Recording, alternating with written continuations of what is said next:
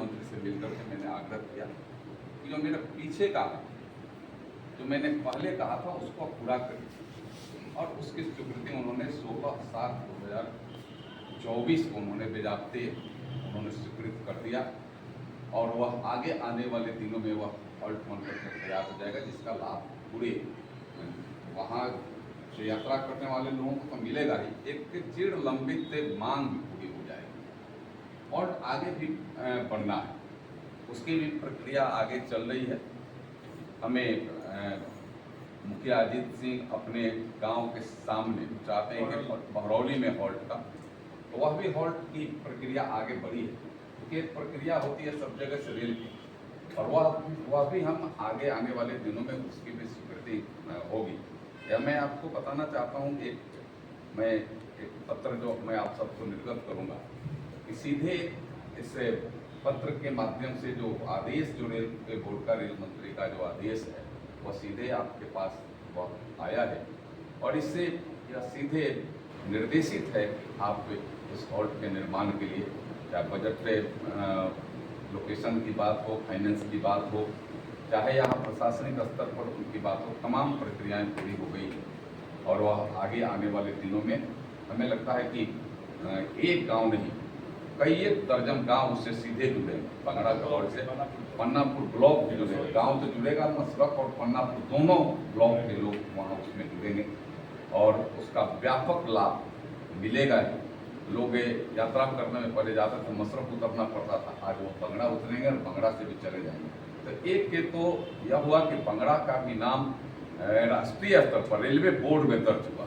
यह साधारण बात नहीं है, अब रेलवे बोर्ड में भी वह दर्ज हो गया बंगड़ा का। जो हॉल्ट, जब कुछ देश भर में हॉल्ट जो की जब चर्चा होगी, उसकी सूची आएगी, उसमें सारण जिला मसरक प्रखंड के मसरक और राजापट्टी के बीच में बंगड़ा भी एक हॉल्ट है, वो भी अब सीधे सीधे उस सूची में आ गया है।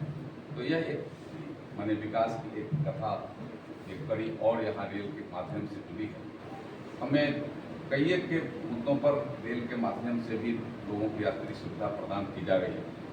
आगे कुछ और सुविधाएं जो लोगों को प्राप्त होने वाली है, मैं उसके बारे में अभी चर्चा नहीं करूँगा, लेकिन कुछ ऐसा ही इसके बारे में आप सबको भी सुनकर के आश्चर्य होगा भाई कि अभी चुनाव खत्म हुआ नहीं, और फिर अभी उसी महीना में फिर विकास की बात लेकर के आ गए। तो यह एक मन में करने की जो एक इच्छा शक्ति है, हम उस इच्छा शक्ति के माध्यम से इसको पूरा कर पाते हैं।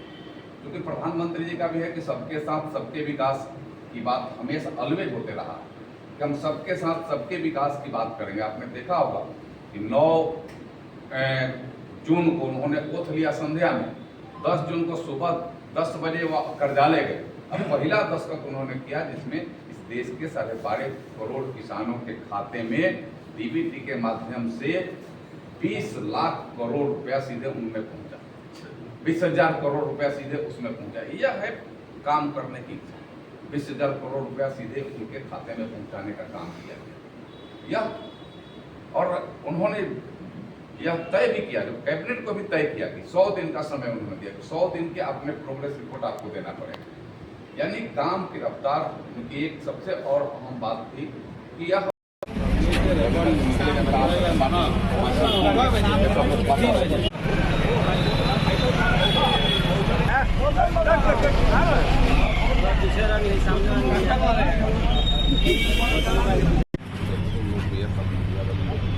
यहाँ का लाइन का तो बहुत इधर बदतर स्थिति हो गया है। दूसरी बात है कि जेई का भी किसी का फोन नहीं उठाता है, जेई को देते हैं इसका भी करिए कि भैया फोन तो उठाना ही नहीं पड़ेगा तुमको, यही भी नहीं उठाओगे, यही सबको एक फोन उठाना ही, तब ये तो जनता का ही अधिकार है। वो बात करेगा तभी ना आप समस्या सुनिएगा, समस्या नहीं सुनिएगा।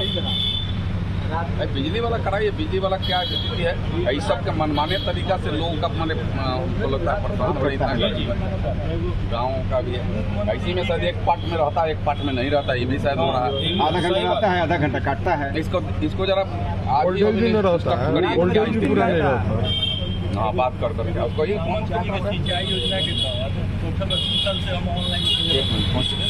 मुख्यमंत्री जी का योजना। 7 निश्चय के तहत मुख्यमंत्री जी की तरफ से सिंचाई योजना वाला भी बैठा हुआ है यहाँ से ऑनलाइन- पे। 2 लाइन से ऑनलाइन लाइन के लिए किए हैं। आज तक मंटू जी हमारे किसान बहुतों लोग के प्रदेश में जिला के प्रदेश के नेता हैं। गांव है इनका बचखंडा। उसको बोलिए कि मंटू इससे इस तरह बात करके आओ, लाइन क्यों नहीं हो रहा है? 2 साल से 3 लोग फसल इस नाम से नहीं करवा दीजिए उसको तुरंत कहीं करवाइए।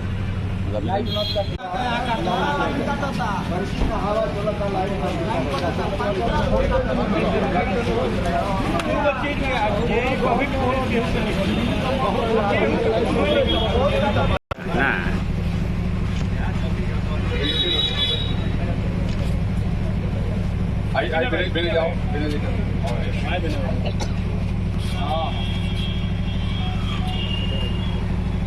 मैंने 2 बजे तक हो गया, फिर संध्या में एक चले 5 बजे 6 बजे सब